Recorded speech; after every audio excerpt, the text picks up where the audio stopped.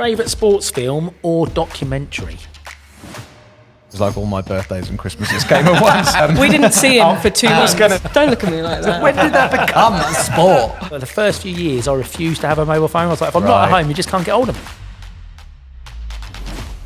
Okay, so welcome back to Leman Lines, our academy podcast. We'll be going from the classroom to the touchline. Today's a great episode for me because we're looking at something that I know very little about, as the world of media and how that's impacted in the world of sport. And luckily today, we've got some experts in the field. So we've got Molly here, Scott and Niall. And maybe if you can tell me your involvement here at Sixth Form, what your role is within the world of media. Great. Oh, start with me? Why not? So, sorry, Scott, just cutting straight away, didn't I? You were ready to go then, weren't you? It's typical. Mine's probably the most confusing as well, to be fair. So I'm an audiovisual technician, which means I help with music and media and drama as well, so in lessons and out of lessons. And then also I'm associate coordinator of Sixth Form, which means I help with the marketing for the Sixth Form as well as the academy. And then also do some teaching as well, teacher of music technology. So broad and a bit confusing, but I love it. And we'll find out a bit more as we go through. Thank you, Niall. Scott? So my title has changed over the years. I've been leader of media. I'm now called associate leader or associate coordinator of media studies and film studies. Okay. So that's who I am. Okay. But basically, I run the joint. I wear several different hats. So I'm leader of music and music technology. So I work with Niall in that department, but then I also work with Scott as a teacher of media studies and film studies. So they all kind of go hand in hand quite nicely. Brilliant. So that brings us on nicely then, so we can really talk about what I want to find out in our first section is, what do we mean when we use the word media? And I think we're really interested to find out what that encompasses. So let's get into our first question then, really, because I think for me, a bit of a novice when it comes to this area, is what's actually meant by the word media. Because when I go back to when I was a young man, and that was a long while ago, media was only a term that was used for TV, films or newspaper, but that's changed now, hasn't it? That's changed with social media nowadays, particularly. So ultimately, we still look at newspapers as much as we all don't want to, because ultimately they don't read them a lot of the time nowadays, it's got to be said. But we still look at newspapers, they're still there. We still look at television. But TV has changed. TV's changed a lot now. I mean, what's a TV and what's a film? I mean, what's a TV program? Yeah. A TV program now extends so long sometimes that it becomes filmic. In fact, most TV programs that we probably watch on Netflix, they're all streamed, so they're on your online media as well. So they've all started blending in and converging with each other, ultimately, nowadays. So media has become bigger and yet smaller, that we can all get hold of all of these bits and pieces. It's that study of all of those different parts that we then look at, and we see the bigger, broader picture of media studies. Okay, so let me ask you a first question then. So you talked about people don't really read newspapers anymore. My granny used to get one delivered, but God rest his soul, he's been gone a long time. Why is that not such a big thing in people's lives now then? Why has that changed? So that's changed because of the audience, ultimately, because I'm afraid that as you say, the older generation, they have long since gone. Okay, so that generation has disappeared and gone off, but ultimately a new generation's popped on, okay, and you've got this new generation who really, really, really want online. They're addicted to their video games, they're addicted to their social media and so forth, and that's what they want. They want it all online, and that's what they've got on them all the time. In fact, most of us have all got one of these on ourselves all the time as well. So that seems to make sense to the media as well, that we should place all of our content on our phones. So it's fair to say that people still want information, but maybe they want it a quicker access, the time constraints. Is that what we're sort of saying here or not? This is it, isn't it, really? I think, like, sort of come back to Scott's point, it's really just sort of changed with what technology is available at the time. And more and more we're seeing now is you can just get news instantly, right? So if that's then the minimum expectation of the time it takes to get something, well, we don't want to wait any longer than that, okay? So we I want it now. This is it, exactly, yeah. We see it with technology, certainly with like computers. So I've come from a different age. I'm not that old. I've come from an age. I don't think feeling so. really do old I? now. Exactly. Yeah. Thanks, Sorry, Garth. Garth. Yeah. I've come from an age where like you load up a computer and you do have to expect to wait a while. But the younger generation now get really, really frustrated when something doesn't load instantly. They want stuff instantly, and that's certainly in line with the news and the information they Sorry, I want can't from a stop media smiling point of view now. as well. Go on. Not what you're saying, but I was trying to explain this to my son the other day about when I had a Spectrum 48K and I had a cassette there to load up a game, and it took 10 minutes and it would crash, then you couldn't play it. But and he couldn't yeah. get his head round that you couldn't just push on and the game was there. That's and I was it. going, no, that's what it wasn't like that when I had an Atari. But you knew that was the way, so you were happy to wait, right? And you're happy to wait for information. It's like the Commodore 64. Oh, Commodore 64, same sort of process. I've got it in the next room. Oh, okay. I think it's just our consumptions habits changing, and as you say, we all have the perspective of having to wait, having to dial up internet, having to wait for your turn because there's only one computer. But yeah, the accessibility of everything on your phone. I mean, think about habits of if you wanted to go see a gig, you had to go to the gig. If you wanted to go see a football match, you had to go to the match. Now you can watch everyone's perspective on YouTube. You can watch the official stream if you pay for it somewhere. You can. There's every single different avenue and source to do it from your phone, and it's why digital literacy is so important in any avenue of work you go into, because wherever you are working, within music, within sport, within film, you are navigating the social media landscape to reach your audience, because that's where people are. That's what people want. Yeah. I think it's important to sorry. No, go ahead, please. I think it's important to say as well that all of these places, all of these streamers, and all of these companies they are companies owned by people. And in media studies, we look into that and we investigate who owns these companies, because they're telling us all these messages. It's all very well to get all of this stuff off Amazon, but if it's owned by one person at the top, they're his messages getting all filtered down throughout it all. Yeah, that's interesting.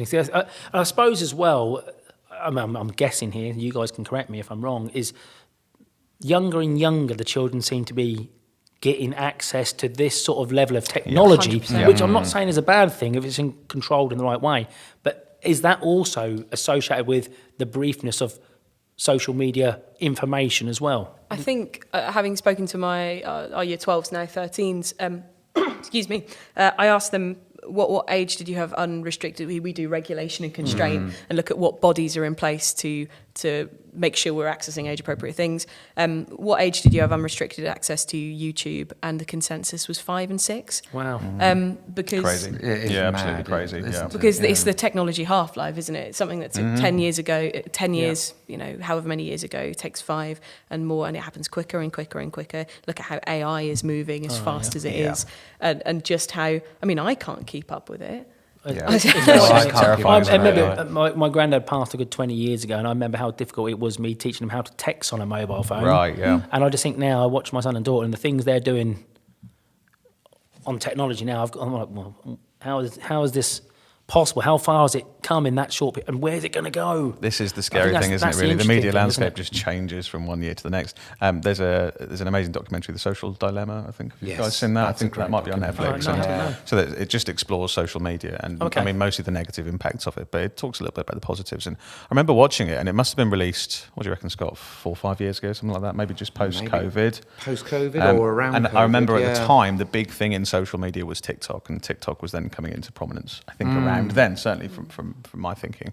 And I remember watching this entire documentary, and not once did they mention TikTok, because in the time that it spent to script it and make it, to then actually have it released, TikTok had then blown up to a massive level. So literally in the time taken for them to produce this show, it's changed completely. It happened so quickly.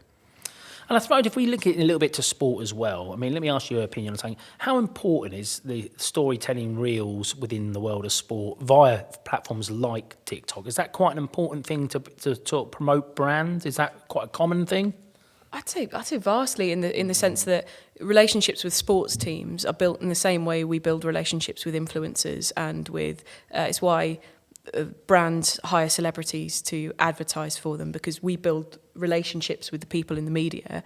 When they do post-match interviews that are clipped, or where sports stars have social media presence and influence, people engage with it because people want the relationship with the distant person. You know, in a sense, it's why you want to be near the tunnel or you want to catch the players post-match. Yep. It's a way to do that is not so untouchable, not so distant, you know. We study Marcus Rashford in GCSE, we do, and you start to see that he's not just this character of the footballer, that he is a brand in himself, okay? And this is sometimes what the kids struggle to get their head around, is that he is a brand and he sells himself or is sold, okay?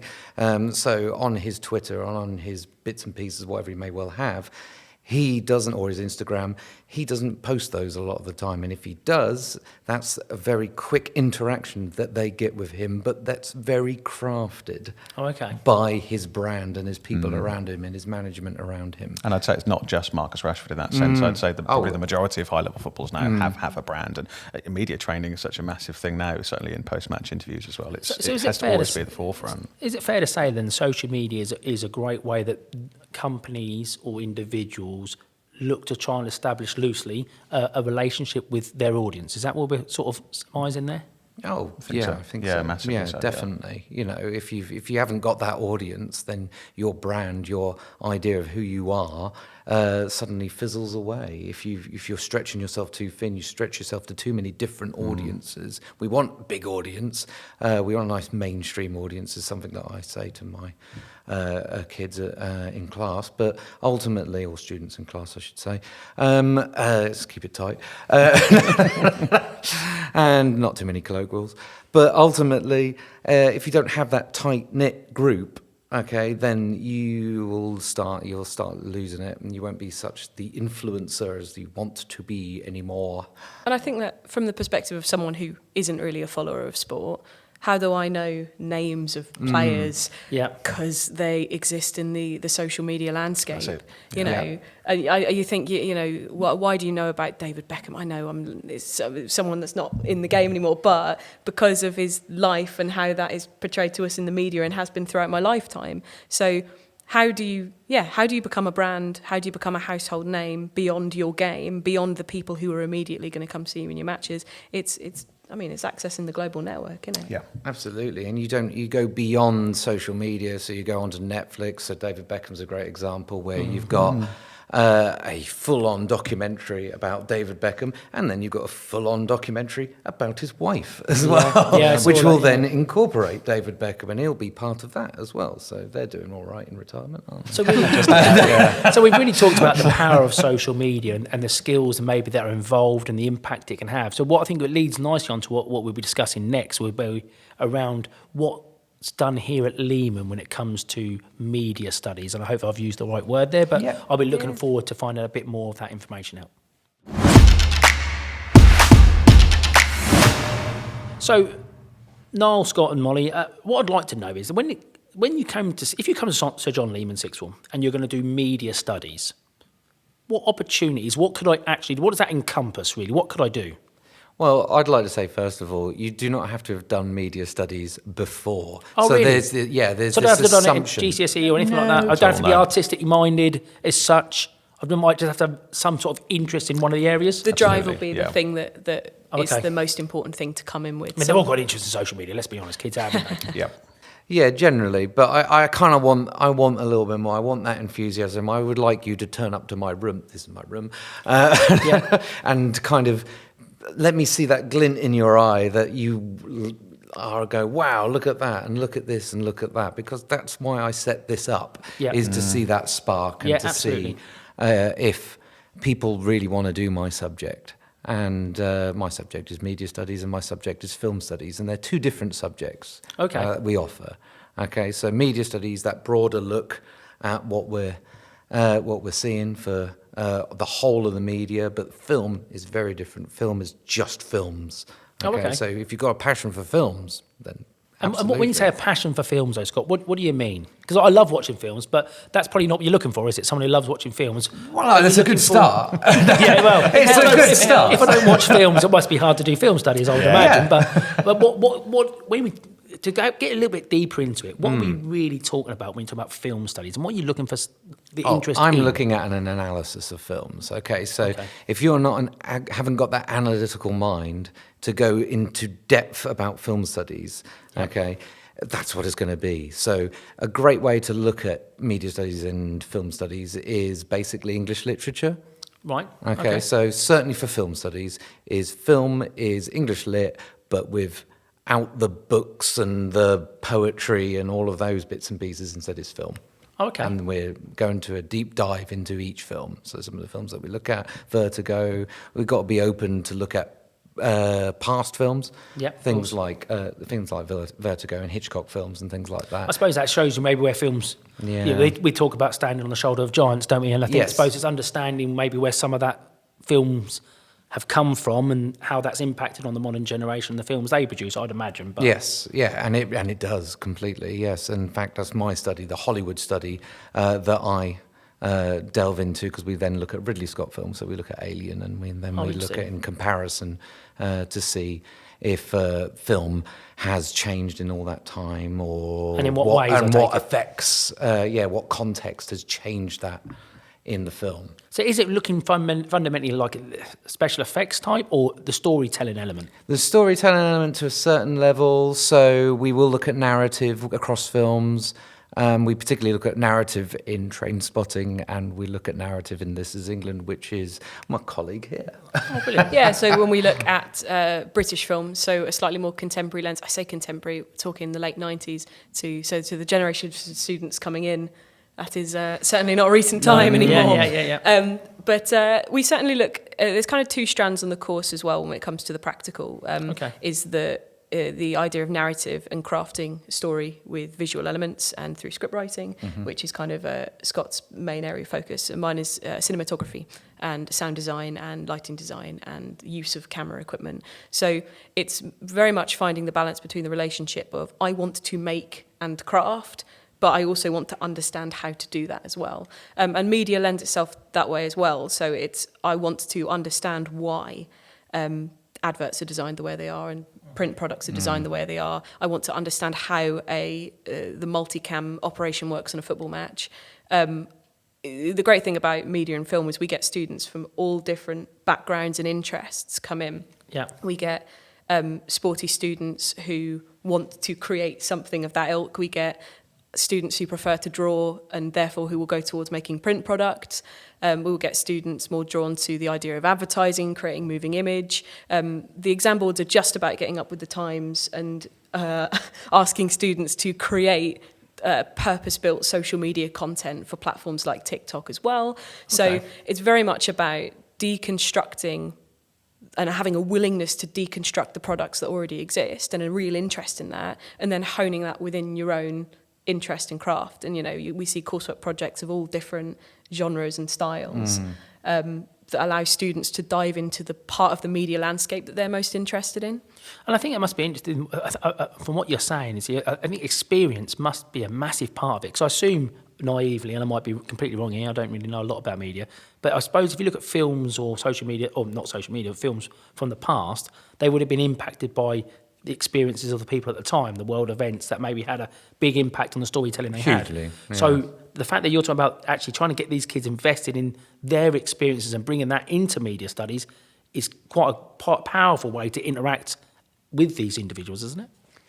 Well, it comes back to the idea of passion and drive and wanting to understand. And we can't understand, it's kind of the same in music. We can't understand how to write a piece of music without listening to lots of music and deconstructing it. We can't understand how to make a film without looking at films of the past and now, understanding the contexts that would have surrounded a film like Vertigo versus making a film in modern day context, because the world changes. Yeah, of right? course, yeah. And We've got different rules, we've got different regulations and so forth. They were very sensitive at the time in America in the 1950s compared to the world of the 1970s or early 80s, where suddenly the blockbuster came out from Spielberg's Jaws, and then all of a sudden we weren't afraid to show blood on screen and things like that. Yeah. And then everything had merchandise 2 years later. Merchandise for everything, thanks to Star Wars. Yeah.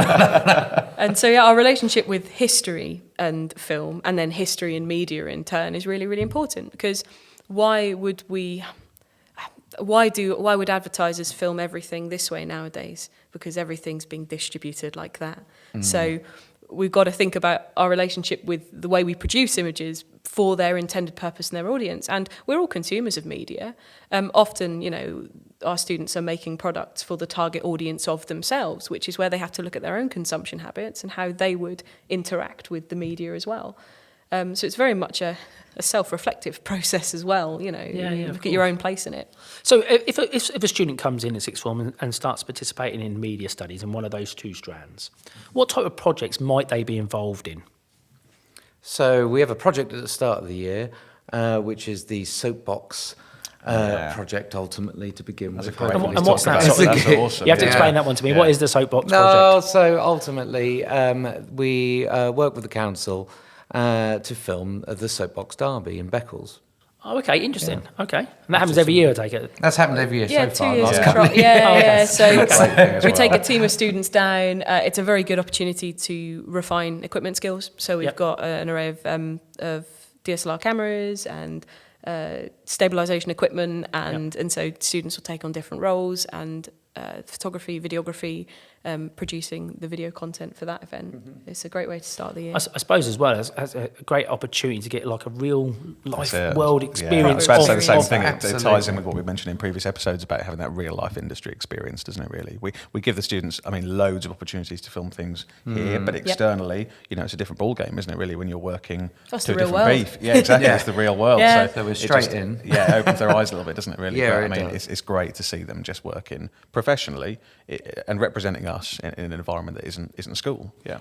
So if my son had come onto a media studies group, what sort of opportunities does that open up to him when it comes to further education after sixth form and career possible paths? Because my son might say he's got an interest in media, and I'll be thinking, son, where's that going to take you as an older man? But maybe understanding the doors that could potentially open from studying media here at Leman. Yeah, I'm just going to jump in super quickly. Absolutely. You two talk amazingly about media and film, so I'll just say my bit at the start. I want to just say it first, because I want to touch on a conversation we had with a student a while ago who's gone off to work for, I want to say, potentially EDF, and they thanked us for media skills. Yes. In a position that isn't really media based at all, right? So actually, it's the transferable skills and the practical skills. Oh, that's interesting. They were using a piece of software we use called Canva. Love Canva.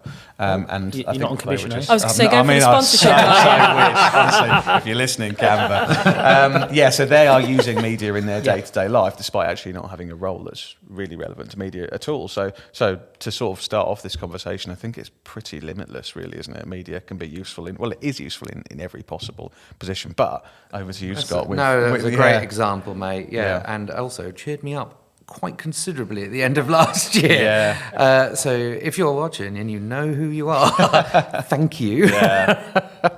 But getting emails like that is just fantastic. Awesome. But also, we've got a good reputation, this school. It really has, of students getting the skills and going out there into the real world and doing it as well. Because sometimes in Beccles, you sit here and you think, it's just so far away. That's London. That's a long way away. Of course. Or so forth. And ultimately, our students have gone on to do all sorts of brilliant things. So let's list a few. Yeah. Let's list, I believe, one of our... I try not to say names, I suppose. Should I say names? I suppose I shouldn't really. But one of them's gone on to work for Doctor Who. One of them's worked on the World Cup. The last World Cup is now going on to... Going again? He's going again. Part of the media team? Jealous. Amazing. Yeah. So we used to call them the Three Musketeers. You know who you are. Okay. And they're just gone on to be brilliant and fantastic, and gone into the industries themselves and are working brilliantly. And besides doing, the big events, I think they did the Paralympic Games, they did the World Cup, but they would also just go around as a camera crew on the Premier League matches that get streamed on Sky or whatever, and be a pitchside camera operator. So we're living and breathing the world of football, which was very much their thing. But through the media lens. Through the media lens, absolutely. But also the opportunities to work freelance. There's a lot. I know a lot go on to run their own businesses and work freelance as well. You can take, I turned up on my music degree, having done media studies at school, and already had a head start on some of the theoretical frameworks that I required for my degree, because it's the literacy of the world of media applies itself to everything. It applies itself to the world of business and how brands market themselves, and how everything that exists in the social media landscape, it kind of comes back to. But yeah, and if I do say so myself, we've because I did teach you. So. So I'm one of them. And if I do say so myself, we taught you quite well. I feel. That's fair enough. So. It's good to understand, though, because I think people maybe, especially my generation, maybe poo-poo that a little bit. They don't realise the importance of media and the impact and the opportunities that may be created. So with that in mind, if we've got a year 11 student watching this podcast right now that's interested in potentially studying media here at Sir John Leman, what's the one bit of advice you'd give them? We're in with the questions already, aren't we? I know, it's naughty really. I did say I was going to hold such that. But listen to your... I find it really inspiring, because I think listening to your enthusiasm on the subject area, I mean, that's what I want to see for anyone's going to teach my child, that you're enthusiastic for this subject you're in, and that can rub off on them. So I think, what bit of advice would you give to any year 11 who's thinking about maybe taking media studies? Well, first of all, if you're here in the school and you're sitting there and you're taking media studies, then talk to me. Okay. Yeah. In Ask lesson, us I don't questions, mind. Okay. Not always in lesson, but maybe you can find a moment to talk to me about it. Yeah. Let's put a disclaimer out. Mr. Manager does not waste time all the time. Okay. In lessons, just talking So about graphic A for level. that. There's a graphic. Yeah, we need a But graphic. how about those students who aren't here, that may be interested, maybe haven't really encountered it maybe? I think that sometimes we get to A levels and we go, right, I've got to decide my path in life, and I've got to, I was very much I'm good at maths, I'm going to do maths, and you kind of then hone in all of these subjects that take you in a certain way. And where it's good to be honing your craft at this point, your craft can still be as wide as your interests are. Okay, yeah. And if you enjoy making things and deconstructing the world around you, if you want to develop your digital literacy with graphic design, with cameras, with sound engineering, all of these things can be, where we look at all of them in general, they can all be kind of honed into your craft and take you on where you want to go. You might not want to go necessarily into the media, but as Niall said, you'll be taking a really valuable set of skills on with you that can be transferable to anything. I was talking to a year 11 not long ago, talking about their own brand, wanting to be a singer. And, well, you've got to think about how you market yourself more than anything because how much music is out there? Because in the same way we can self-produce video content all the time, we can self-produce music. So how do I make that stand out? Well, I've got to look at how I brand myself. I've got to have a good set of digital literacy skills.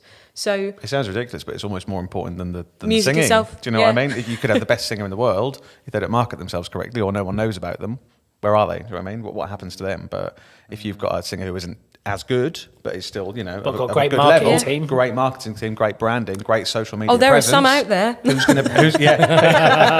was trying not to say that. I'm glad you said it. But which one of those two options is going to be the more successful? Of course. Right? Yeah. I think it's also important, you just mentioned that they can create it themselves, ultimately. And you can do that now with film. Google VO3, I believe now, isn't it? Yeah, has gone absolutely insane that you can create all of this stuff in AI now, and you can start splicing them together as well. It is crazy how fast the industry is moving forward. And I'll hop on just one last piece of advice. It's so possible. Yeah. It's like these careers aren't as distant as you think they might be. Okay. It's very easy in small towns, as Scott said. We are very distant from London. We are in East Anglia. We're kind of isolated from the rest of the country and the world. But these careers are so possible. I left Sir John Leman having done filmed Leman for Life and Sports Day and got stuck in with different things. It meant I could join the television crew at university, ended up running their marketing department. We went on to do national work, and then I ended up freelancing for myself for 5 years. So something that started as an A-level and actually kind of finished for me at an A-level became my own business. Yeah. And I work with sports teams, with cheerleading groups, doing marketing for them. And what started as me being a year 11 student who had a real enthusiasm for filmmaking and a passion for it and wanting to develop those skills, the A-level gave me the opportunity to do that. And then we see people, like we've already mentioned, going on to work on the biggest global stages for the World Cup, for the Paralympic Games, rubbing shoulders with the crew. The last leg was the last anecdote we got. And going out for drinks with them and running, the Instagram for one of the biggest TV shows in the country. All of these things are so possible. Perfect. That leads nicely into what we will talk about in our next section, really, I suppose, then, is we've talked about opportunities for our courses, but that isn't all that Sir John Leman. Sir Leman John. I got it wrong there. I knew that was going to happen at one point. Sir John Leman. It's not the only thing they do when it comes to social media. So what we want to have a little focus on is actually looking at an example, especially in this case, we're going to talk about the Academy and the sort of work that's been done already when it comes to media and what some of the potential might be for that area too. So I think we might be quite interesting to talk about now is obviously this year Sir John Leman decided to create the Football Academy, and part of that is around branding and building their reputation locally. So what sort of work's been done when it comes to that, when it comes to media now? So let's rewind to, I want to say, probably about 9 months ago. And obviously Toby, who you've had on the 2 of the episodes so far, came to me and he said, Niall, we need to brand a football academy. And, it was like all my birthdays and Christmases came at once. And we didn't see him for 2 months. I was going to say, these two effectively are, 2 of my bosses within the school, should we say that? And maybe they just noted a slight dip off in form over those weeks because, I'm a football lad at heart. I consume media, I create media. This is like what I do effectively. So the first start was the name. The name is probably one of the most important things. Me and Toby I think we were around a big whiteboard and we were just scribbling loads of names and whatever. Because if you get that wrong, that's then everything else down the line wrong as well, right? You have to start with the important thing. So SGL 6 Football Academy, we can see it on there if anyone's watching. And then it was the badge. And again, create a little mood board. Me and Toby both like orange. We love the branding of like Wolves, the Premier League Football Club. I know you're a big Wolves fan, Miss Ellis. I think Toby mentioned McLaren as well. McLaren, of course, was the other one he mentioned. Yeah, McLaren are great, but we also like the simplicity of some football badges as well. So things like Inter Milan, Inter Miami as well. It was about creating something that was eye-catching, stands out. Oh, you don't like eye-catching, do you? What's the word we like to use instead? Well, you were right about stands out. Yeah, stands out. Yeah. It's something that fits. Better media way of saying I would say it's that. something that fits within the current media landscape. Good. And it's why There we go, consuming so much and studying and as Niall says, mood boards and discussion is so important for the creation of media because ultimately, will it fit in the world if I put it out there? Is anyone going to... And if my students are listening, can you please write the phrase, creates a narrative hook? That's the one. That's the Far one. Yeah. better than stands out. Narrative hook. Okay, then, I'll say that again. It creates the narrative hook. And it stands out. Sorry, what is a mood board? You both mentioned it, but I couldn't tell you what it is. I think we've also, and this is something ex-colleague Verity used to say, wasn't it? The brain vomit, was brain it? Vomit. Brain vomit. Brain vomit's good. So a piece of paper or something on Canva, like a virtual whiteboard or something, you just get all of your ideas down, okay? And then it's a good starting point, isn't it, really? Text. Yeah, literally everything. If you're on paper, draw, videos, we can do a digital one now where we can literally put everything in. So it's like, right, this is everything that's in my brain right now. This is how it looks on paper. And when you've got 2 brains, myself and Toby, it's then we can then see where our visions then align from that point forward. So that was the start. And then, the media so far for the Academy has been great. It's almost like, I'm going to use the word limitless again, because it's like, we have an opportunity right now to do anything we want to do from a media perspective. We have to really consider the target audience for all of these things and what is consumed by our target audience. So our main points so far have been trying to hit social media as best possible. So we're on Facebook, Instagram, TikTok. Those are the 3 platforms we're on, and we're just trying to create, at this moment in time, it's consistency, but it's also quality. And to tie in with the elite mentality of the academy, it's trying to make sure that all of the content we produce is of the best possible standard. And how do you analyse that to know if it's being effective or not? Because I wouldn't have a clue. I'd put a video out and think that'll do all right. Yeah. Is it just purely views? Is it the way you analyse views? I don't know. For me, it's about it passing like an initial sort of eye vibe test before it even goes out, a bit like quality control. So I'll create something, I'll then run it past yourself and Toby to make sure that you guys are obviously happy with it and that it looks cool. But also Molly and Scott will often be in my office and make comments and say, that looks great, or you could do this, or have you tried doing this, or what camera have you used for this? It's all about passing that initial stage, isn't it? Yeah, always great to get another opinion. Absolutely. No matter how seasoned you are. Yeah. And then it's, I mean, you can dive into the analytics on these platforms for is that a big part of media, though, to analyse, is that being effective? Am I hitting the target audience? Are people watching it for long enough? I assume that's something you would probably, you do, but I'm sort of guessing a bit of that. Is that case, or? I think it's massive, to be honest with you. I think often we get caught up in how it does look as opposed to how it's performing. And it's that balance, isn't it, really, of having something that looks great, but also will perform well. I'd never want to create something that, and this might sound really dumb, that performed really well, but at a detriment of how we look, if that makes sense. Yeah, so does, lots of short form content now, certainly on TikTok, coming at it from like a media.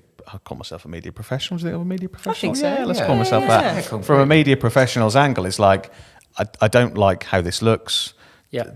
I don't really know the best way to describe it, but like... Well, sometimes how it reflects the brand of what's being put out. Exactly, yeah. It's a poor representation of that brand. It might have done well, it might have gone viral, it might have loads and loads of hits, but are all those hits people reacting positively to it?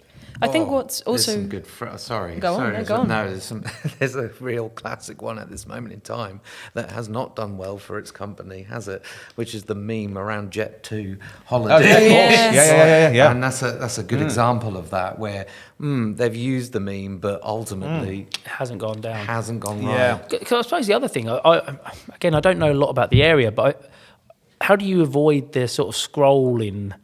I've just seen it, but not really viewed it. Is that? I don't think you can. No, this is it, isn't it? Doom scrolling. Because that's the word I was looking for. Because there are our habits as consumers, right? Yeah. It's what happens in the first 3 seconds is the most important thing. Now, it depends. Is this a reel that your audience member is going to access by scrolling? That depends on how much it's being spread within your networks. And we think about regional media like us, like Sir John Leman as an entity.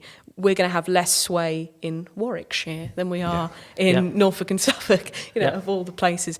So in that case, we need to make sure that when people are clicking on our content, they're staying on the content. But you can see analytic data even without these kind of accounts. You look on YouTube and you scrub the little bar along the bottom. There's a little graph as to when people are dropping off. And your attention is retained. Facebook do it too. When you run a Facebook account, you can see the graph as to which people stop watching. I've shown you, Garth, I think before, haven't I, the audience retention rate. Which so is there from your expert opinion then? Is there a little cut-off then? So you're saying the first 3 or 4 seconds? Did you say? So you've got to have the first 3 or 4 seconds of content have to be crazy. That's what it is now. And like we mentioned earlier, that's changing. That will probably reduce again. That's terrifying, isn't it, really, to think that? But you need to make sure that people are attracted by that's why songs are so short these days. It used to be for radio play, and but now it's because where are they getting shared and marketed? TikTok. Yeah. So have your catchy hook in your chorus, make your song 2.5 minutes long. Fascinating. Your audience are going to listen to it. Yeah. So in the same breath, when we're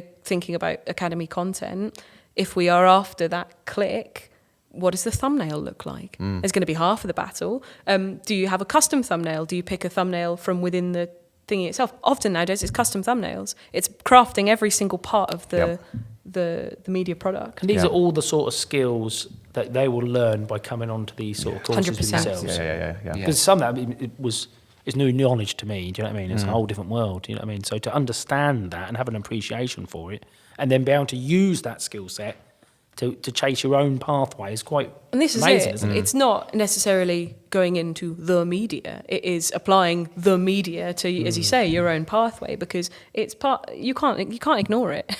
Having that literacy, having those skills is absolutely vital. Yeah. and it is a massive challenge to make things perform well, isn't it really? But and it's a challenge that you've always got to keep on top on. We often talk about the algorithm. That's it, isn't it really? What works, what doesn't work. But is that a terminology you're using among yourselves here, or is that an actual tool you're using? more for just social media, isn't it really? You have to, the idea is hitting the algorithm, because TikTok, Facebook, whatever will push your post more if people are interacting with it more, and it's about trying to produce something that you think is going to be popular. But then those standards are changing all the while as well. Something that might have hit the algorithm 2 months ago might not now be in a position where you release it. So the fascinating thing of this compared to maybe, I don't want to put down other subjects when I say this, but compared to other subjects, this landscape's constantly changing then, isn't it? Yeah, huge. And it's changed a huge amount since I've started teaching. Is that more exciting for you guys, or is that more daunting? That's an interesting question. It's exciting. Well, it's daunting towards my end of my teaching career. If it's changed that much again, it's only been 15 years or so. I love it. I think it's exciting, but equally, I don't teach it. No, from the outside looking in, I think stuff it's quite exciting that it's constantly changing, and you've got to kind of move with it and adjust and adapt, and that sort of element to me appeals. But and I think that's why it makes those skills so valuable when you go out into the world, because you're understanding how to approach an evolving landscape of whatever aspect you're working in.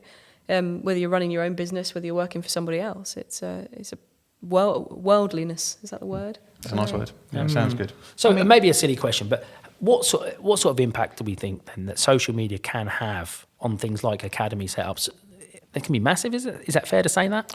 Yeah, it's huge. Again, I think, using my sort of singer analogy a while ago, it's like, well, we could do all the good work in the world, but if we don't market it correctly, where can we get those next potential candidates for the academy from? Do you know what I mean? We need to make sure that we're pushing ourselves, and that elite mentality comes across right the way across all of our socials.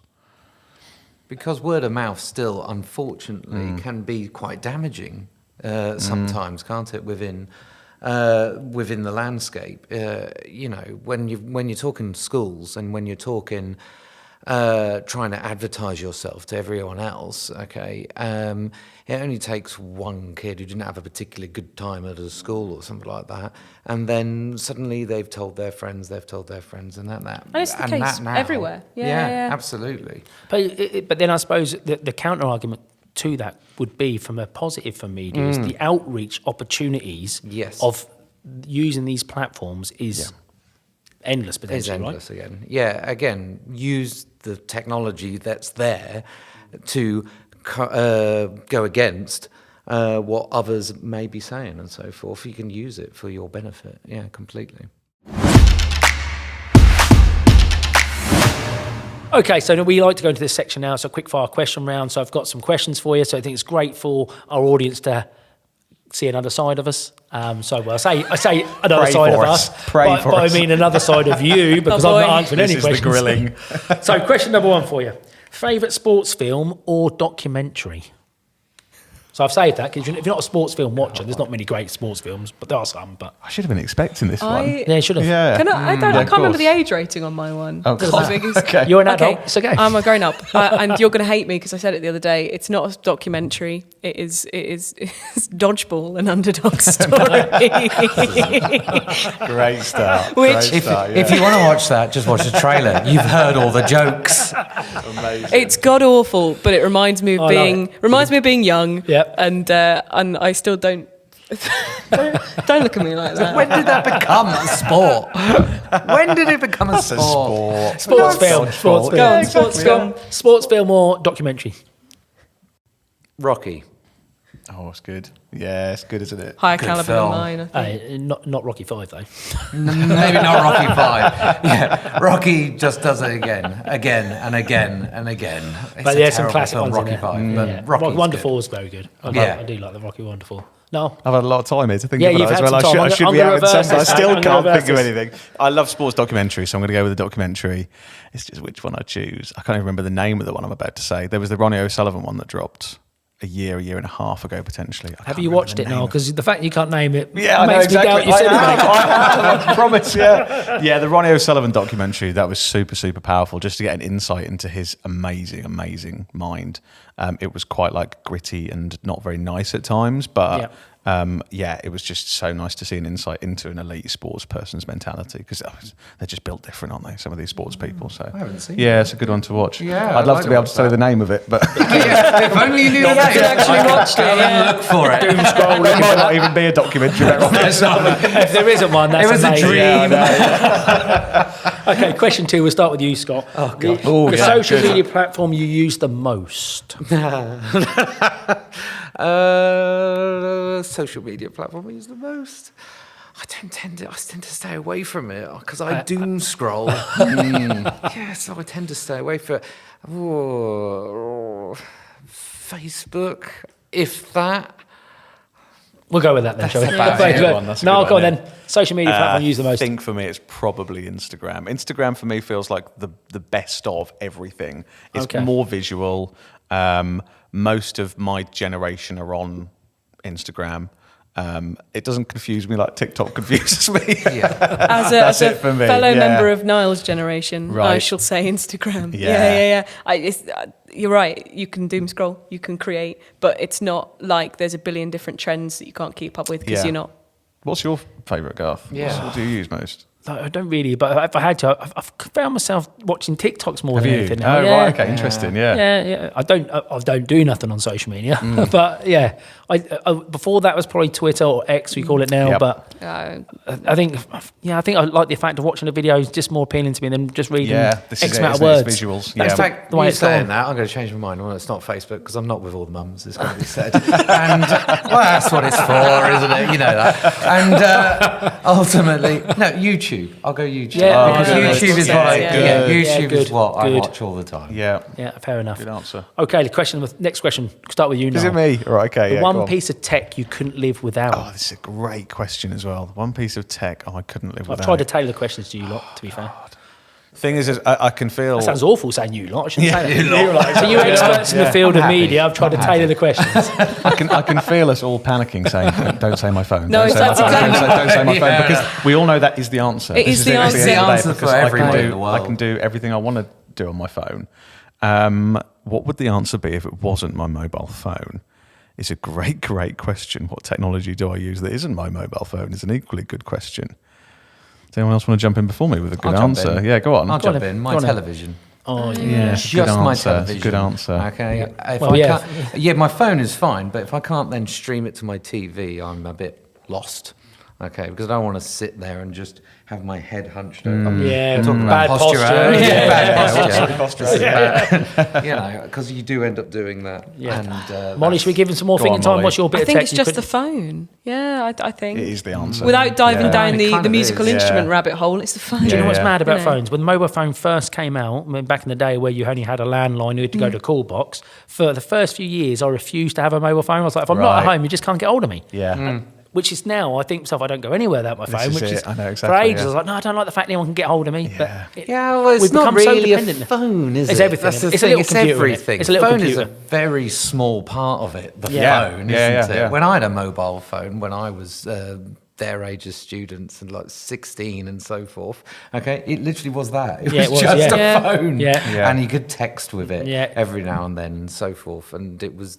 mine was that big, you could use it as a cricket bat. But then even 10 years ago, we think about data. I don't know about like your first phone or whatnot, but my first one said it had 50 megabytes of data. But no, it didn't, because No. we live in East Anglia. Good Yeah. luck Our using that. infrastructure is Yeah, about yeah, 10 yeah. years around the rest Yeah. of the country. Exactly So right. Yeah. mad. Okay, I so can't possibly use all my data now. there you I've go. got a ridiculous amount of data stacking up Yeah. now. I don't use it that much. Okay, next question. A song you'd use within a highlight reel. It's great. By the way, I got away with the last one. I don't think I gave an answer. Yeah, I did think you said Yeah. phone. No, I think you We'll agreed say with phone. Molly. We'll say You phone. went with Yeah, Molly okay, and said yeah. phone. But So I'm using a song highlight you'd reel. use now in a highlight reel. If you're going to choose one song. God, these are great. Oh, These and are by great. great, I like really that. difficult. Yeah, that's it's the a idea, great, it's I a think. really, really Tainted good question, Love. isn't it? Tainted Oh, Love. Soft Tainted Cell. Love, Soft Cell, one of my favourite songs, and I'd use that, and you just go that bit you'd use over and over again, and Perfect. Yeah, Perfect. Thank you, Scott. Molly? I tell you, I'm seeing a trend here, mate. Yeah, I know. Talking about analytics earlier and algorithms. Now I'm thinking, Somebody else. I've noticed a trend here now. I don't know. Oh, it's She did music as well. didn't she, A-level? I'm a head of. I don't know. I'm dreadful. I have absolutely no idea. So ones I've used recently. Let's do that. Let's not do one that would be. I've got. No, we need to pick one, mate. I think you can only ever use one song again. Right. Okay. No, That's a better way of wording it. Let me just simplify that. Canned Heat, Jamiroquai. There we go. Boom. A band I love called Jungle. I don't know if you're aware of Jungle. A song called Busy Earning.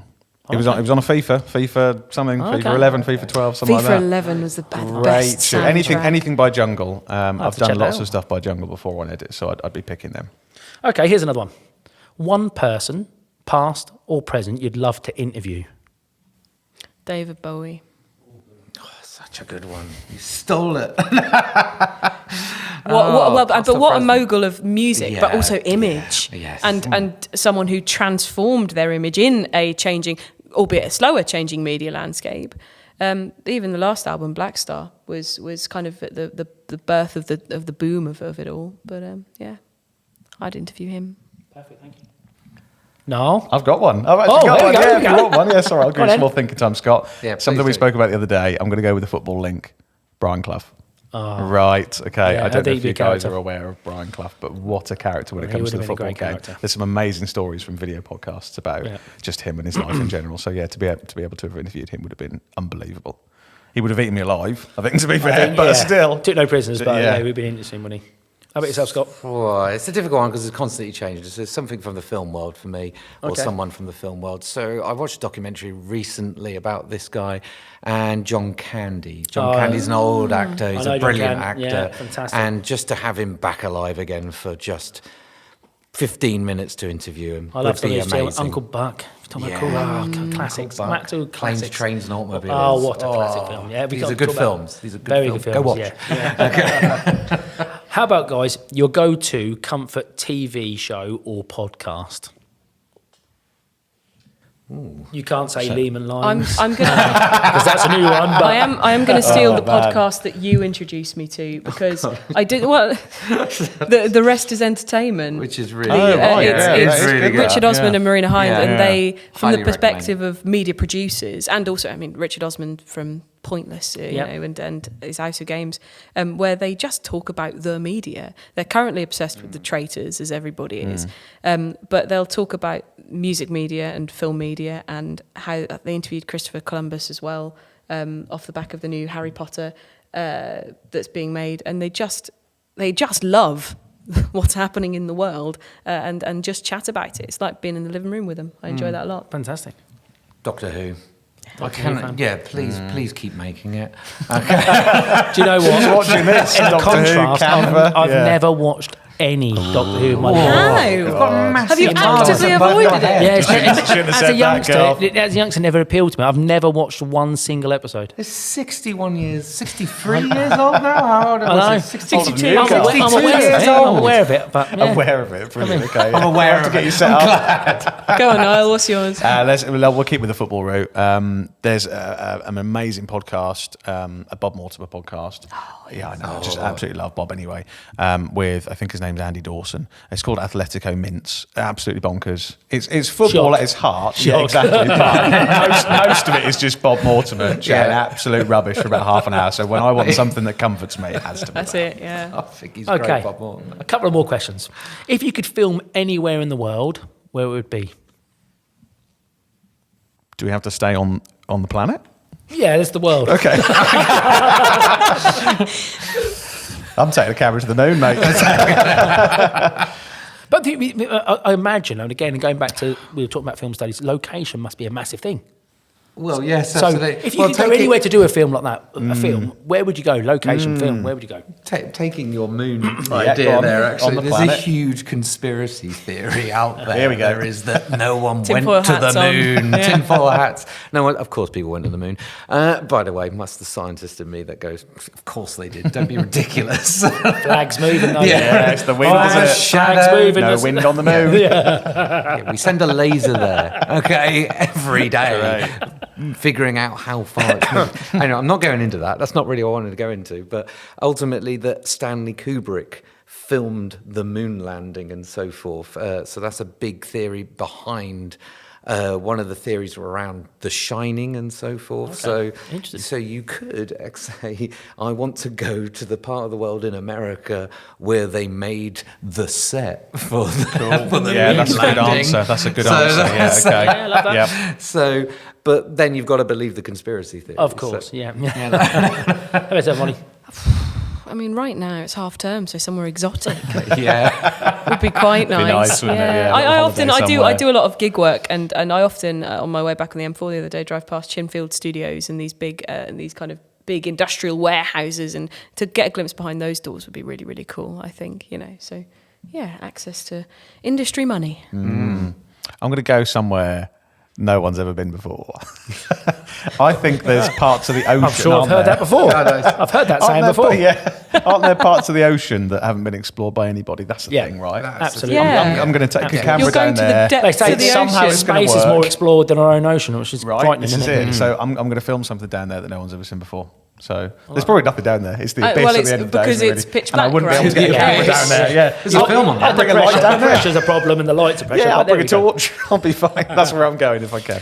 I always end with this last question. It's again tailored a little bit to yourselves. I want you to think and tell us one word to describe the media department here at Sir John Leman. It's the mic drop, isn't it, from you there? That's the one. You always love this one. I don't love this you? one. I think one word. How do you summarise it? I'm going to jump in straight away with a word that's cropped up before. I think Toby might have used this, and you've definitely used it before yourself as well, Garth. It is opportunity, I think, for me. We love to give students opportunities to film, to get involved, to design, to do everything. So when they're with us here, hopefully we just give them as much opportunity. The doors are always open for them. So we'll go opportunity. Thank you, mate. I think particularly in media, broad.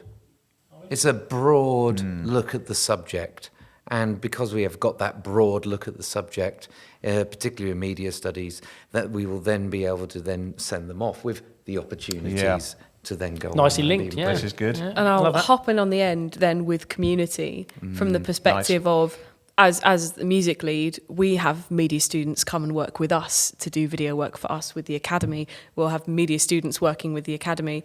Ultimately, this is the hub for it. We all come back together, we review each other's edits, we support each other in the creation of material, and work together as as the sixth form, as the football academy, as departments within ourselves to create and further our skills and our knowledge. So yeah, it's very much a team, very much a community.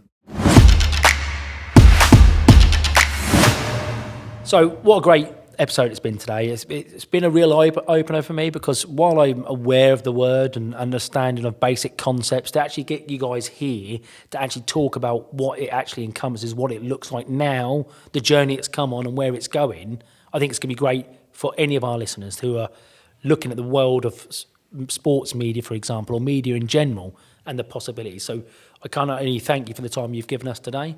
Well, thanks for having us. It's been a real pleasure. Thank you. Yeah, Yeah, it's thank been- you. So it gives us a chance now to reflect on this as we look forward to creating episode 5. Don't forget, if you've really enjoyed the episode, to follow us on your favourite platform.